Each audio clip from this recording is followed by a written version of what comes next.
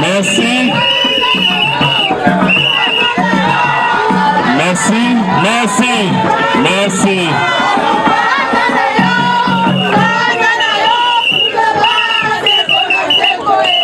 Merci, merci, merci, merci, merci, merci, merci.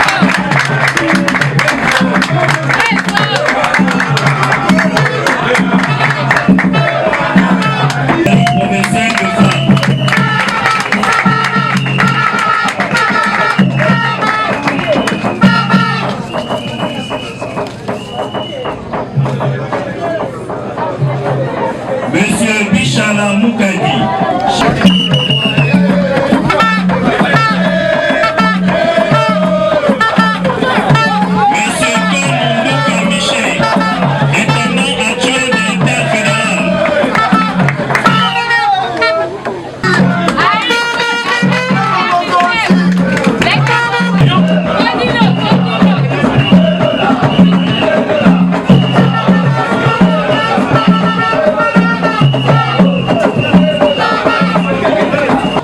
Tobanda zika kimia otoyo kalimo et pas papa na biso national ya CNP na bande konyo sa CNP oyo bazaliawa. Merci na biro bakam ya PSSD. Merci. Merci na président ya Asafat azaliawa azalité. Merci na président Ditomene, de tous les temps et de tous les jours. Na PCB, merci. Le la secrétaire général a eu conseil avec excuse na zone ya mo suscité. Mais na ligne koloba na mukuse. Na maye oyo tuuti komona awalelo toye ko sakanate. Toye ko chama bongisi lolenge oyo parti ekotambwisama na babongisimana tokokita nango na baprovince nyonso baye oyo baponami longonya na bino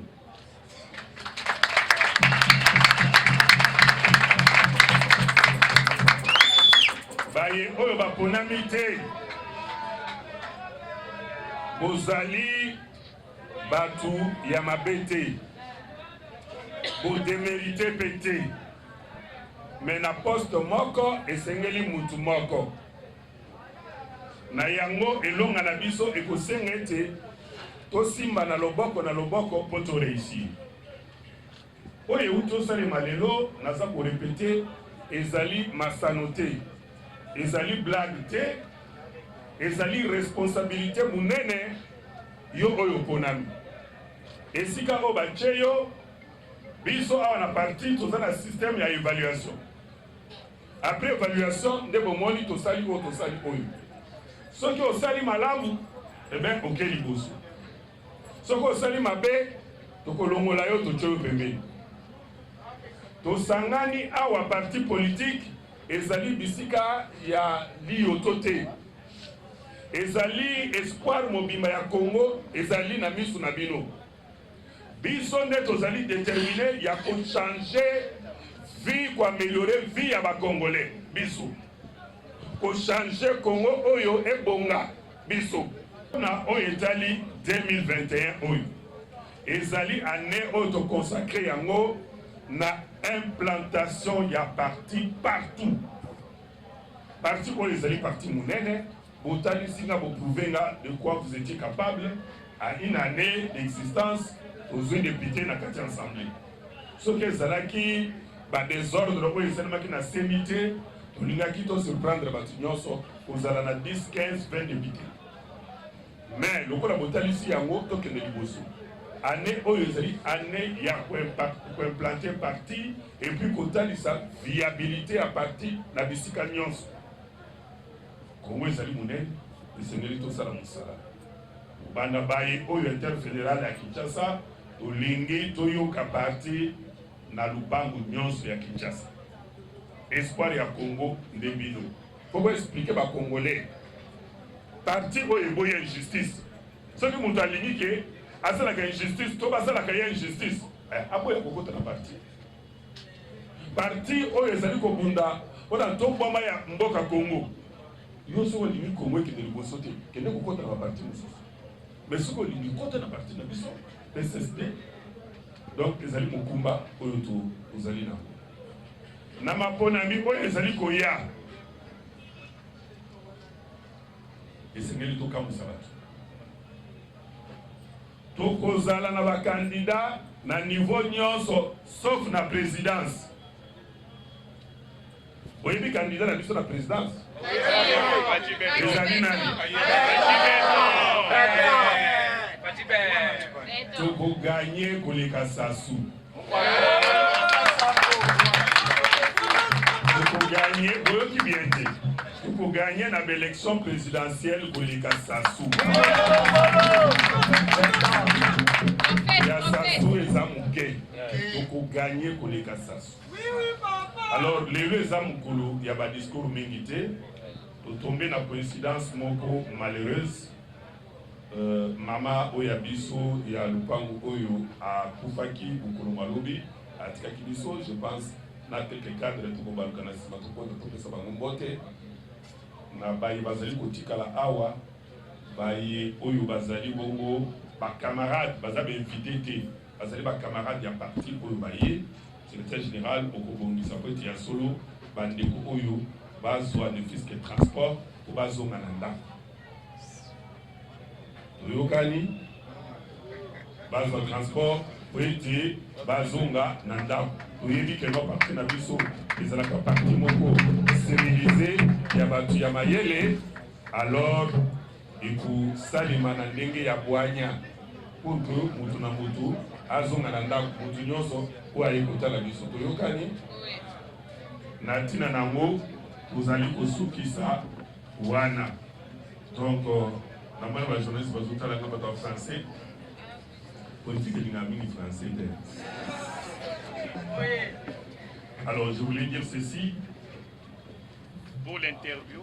Oui. Pour l'interview, vous pouvez prendre directement. Je voulais dire ceci. Je tiens à remercier d'abord nos invités, parmi nos invités de marque. Nous voyons le secrétaire exécutif national de la CNP et le secrétaire exécutif adjoint de la CNP qui sont là parmi nous. Nous tenons également à remercier le secrétaire général du parti et tous les membres du parti congolais social-démocrate pour ce qui vient d'être fait aujourd'hui. Je tiens également à souligner que ce n'est ni une pièce théâtrale, ni une comédie qui vient de se jouer ici, mais des choses sérieuses parce que nous avons voulu restructurer et organiser notre parti. Nous ne sommes pas comme des partis qui fonctionnent dans les désordres, mais c'est un parti qui prêche par l'exemple. Si nous voulons être partout, sur toute l'étendue de la République démocratique du Congo, il faut jeter les bases et faire ce que l'on vient de faire. C'est pourquoi nous demandons aux élus nominés de comprendre qu'on les a choisis.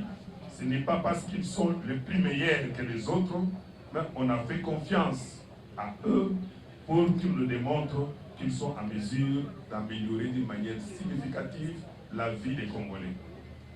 Parti congolais social-démocrate, c'est le parti là où repose l'espoir des Congolais. Nous avons un principe d'évaluation et d'auto-évaluation.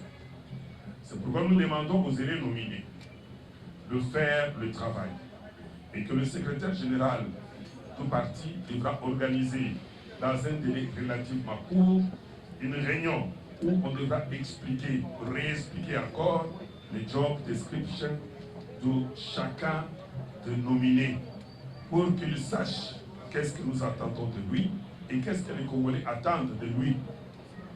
Et au finish, on fera aussi l'évaluation pour savoir si l'objectif est atteint, oui ou non. En 2023, comme tout parti politique qui est créé pour conquérir le pouvoir, nous allons nous battre. Oui, nous allons nous battre lors des élections. Nous placerons les candidats à tous les niveaux, sauf à l'élection présidentielle, parce que notre candidat est déjà connu. Et comme vous le savez, le candidat à l'élection présidentielle pour le Parti congolais social-démocrate et pour la CNP s'appelle Félix Antoine Tshisekedi Tshilombo. Pour ces candidats, présentement, nous n'aimons pas faire beaucoup de commentaires parce que, comme on l'a toujours dit, avec sans péril, nous allons triompher sans gloire. Nous allons battre les adversaires et c'est là, puisque le président s'assure, les résultats qui sortiront de ces élections va épater tout le monde. À notre niveau, partout, à tous les niveaux, que ce soit la députation nationale, provinciale, au niveau des gouverneurs, au niveau du Sénat, nous placerons nos gens et les résultats seront meilleurs. Je suis très confiant et je sais de quoi je parle. Voilà, nous avons dit qu'aujourd'hui coïncide avec une journée malheureuse pour nous. Notre VRS nous a quittés depuis hier et j'ai demandé au cadre de m'accompagner pour qu'on présente les condoléances juste derrière. Et nous avons également demandé à ce que les camarades qui sont là puissent rentrer dans le calme à la maison. Qu'on veille sur le transport. Nous sommes un parti politique civilisé, organisé, et ceux qui vont prendre leur petit sucré vont prendre de l'eau, ils vont prendre les transports, et ça sera bien organisé pour que chacun rentre à la maison. Pourquoi la réorganisation, la restructuration du parti en fait que tout le pays attend la sortie du gouvernement? La sortie du gouvernement n'a rien à voir avec l'organisation de notre parti. Nous, cela vous démontre que si on est au gouvernement, on travaille. Si on n'est pas au gouvernement, on travaille. L'important pour nous, c'est de pouvoir organiser les choses et de mieux le faire. Chaque fois, nous prêchons toujours par des exemples. Vous verrez qu'après, il y a des partis qui vont commencer à nous suivre. Très souvent, vous avez remarqué que lorsqu'on organise dans certains partis politiques, vous le verrez, on vous montre le fédéré, ça s'arrête là-bas. Donc, un organigramme vide. Mais lorsque vous avez suivi ici, on vous donne dans les moindres détails comment le parti est organisé. Donc, l'histoire du gouvernement, oui, c'est notre gouvernement. C'est notre gouvernement qui est sorti de nos entrailles, qui va sortir de nos entrailles. On va les prendre à bras le corps et pour l'intérêt du Congo. Oui. Excellent. Juste une petite question. La dernière. La dernière. Vous avez accompagné Kabila dans son gouvernement. Il a fui le pays. Permettez-moi, Oui. j'ai fini ma question. Oui. Vous avez été dans le gouvernement Kabila. Oui. Alors, aujourd'hui, vous encouragez la gestion et le gouvernement. Vous donnez une volonté de réussir au gouvernement Sama Lukonde. Oui. Alors, dites-moi, quels sont les piliers que vous pensez qui permettront au gouvernement Sama Lukonde de réussir? Deux piliers. Seulement deux piliers. Le tout premier pilier qui montre que ce gouvernement va réussir, c'est la volonté du président de la République et du Premier ministre Sama Lukonde à travailler pour les Congolais. Ça, c'est la première chose. Deuxième pilier, c'est notre détermination, nous, PCSD, par mon canal, de pouvoir donner l'argent à ce gouvernement. Nous allons leur donner l'argent. Qu'on soit au gouvernement ou pas, nous allons donner l'argent à ce gouvernement pour le bien-être des Congolais. On va le faire.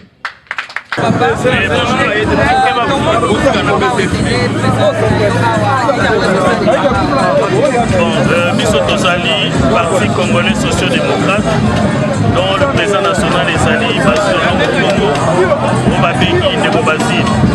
Les qui m'ont nominé, il y a Bato Kumba Masolo en 2021 où est allé organisation et fonctionnement à parti. Nomination seulement qui a deux catégories. Catégorie à niveau c'est à niveau national, il y a secrétariat national, on va devenir responsable. On va repérer sa impulsion à niveau Nicolo pour que Masolo parte qui est malade. Et puis deuxième catégorie, c'est à Kinshasa. Là où était l'interfédéral, on a la zone où on est président interfédéral. On a organisé déjà le fonctionnement à différentes communes et tout ça la sensibilisation. L'identification est ça la mis les lots. Nous avons s'aligner dans l'ordre utile pour l'élection prochaine. Déjà pour tout ça l'ambition, on a des députés nationaux ébélés, des députés provinciaux ébélés et des sénateurs ébélés. Pourquoi pas bagouverneur yango wana mpo kokongisa déjà makambo lelo mpo lobi na bino ezala malamu koyebisa population congolaise parti na bino yango parti congolais socio-démocrate oyo eza kovise sociale ya peuple intérêt ya peuple tozoloba social c'est-à-dire kolia na bino transport na bino sécurité na bino na oyo nyonso eza kose rattaché na vie ya moto donc awa nde tozali kobundela biso bilenge omoni bengai nazali avoka nazali moto atangi na mayele oyo tozwi na nzela ya kelasi toza kotia yango na disposition ya population pour que biso nyonso esika kongola kozala azala malamu. Merci beaucoup. Bonjour camarades.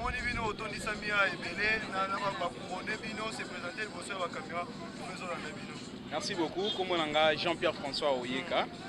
Naza président national, il y a Ligue des jeunes et à PSSD, Parti congolais social-démocrate, Parti Ekambami na Ndeko Basi Olongo. Vision non ya malamu ezali na kati ya parti pour na kosala peine na bandeko batire na ndako wa région de Bino.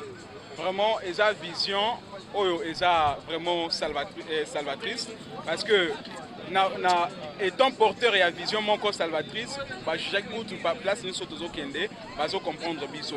Et ça faire en sorte que le peuple congolais puisse jouir de tous ses droits et ses devoirs, que le peuple congolais puisse jouir d'une justice sociale. Où est la vision est portée par le PSSD, social-démocratie. Parce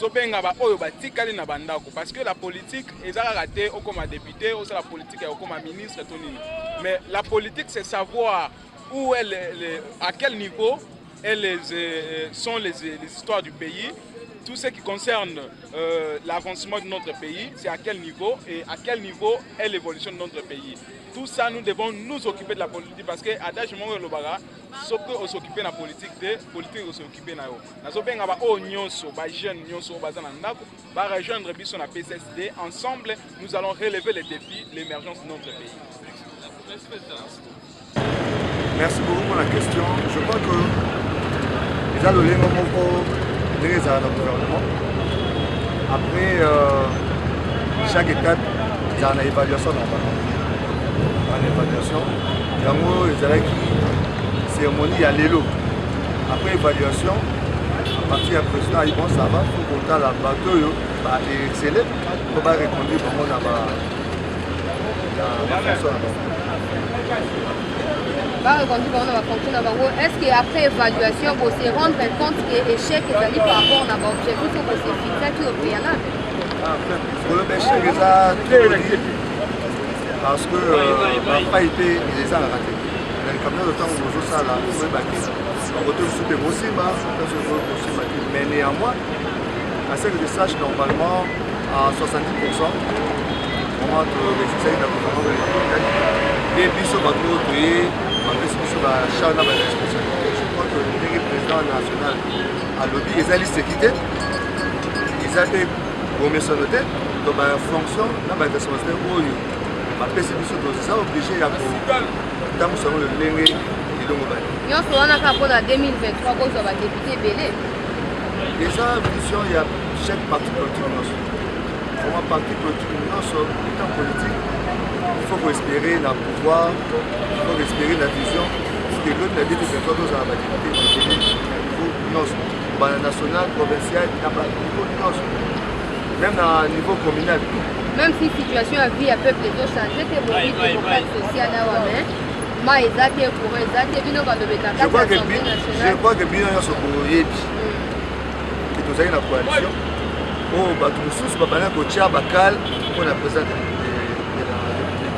Je crois que tout le gouvernement de Zobanda, ils ont mis en place, la première ministre Sam Konde.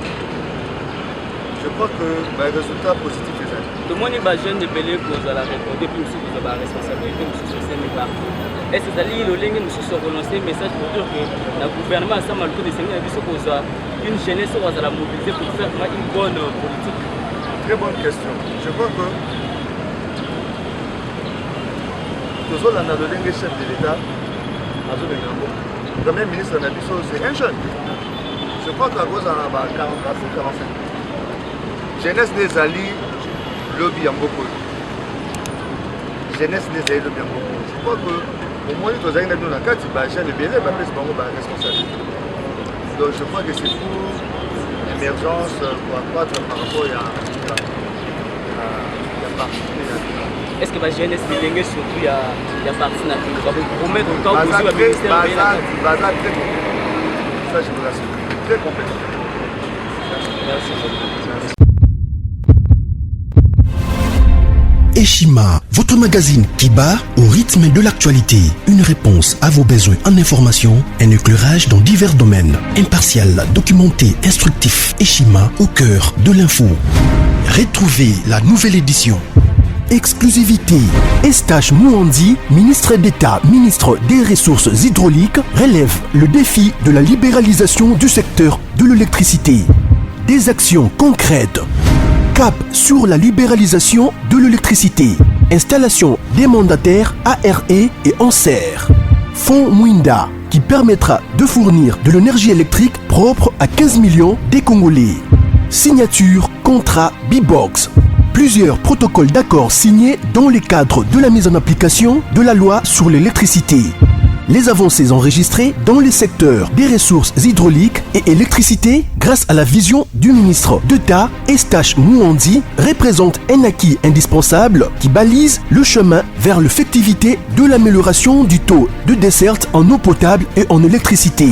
Focus. Payer l'impôt est un devoir civique. Le directeur général de la DGI, Barnabé Mwakadi, sensibilise les assujettis. Dossier Eshima, les épidémies les plus dévastatrices de l'histoire.